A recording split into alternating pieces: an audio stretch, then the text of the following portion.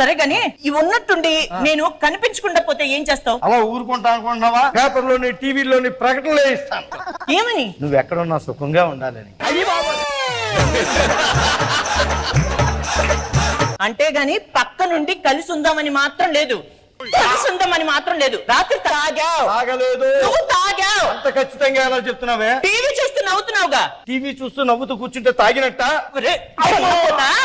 Of చేస్తున్న TV చూస్తే ఎందుకు నవ్వుతున్నావు?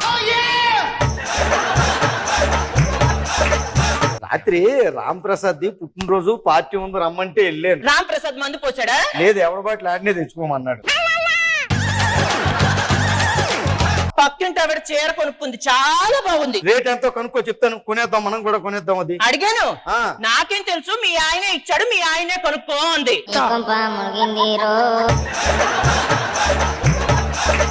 మంచులకు రోజులు లేవండి, చెప్పొద్దని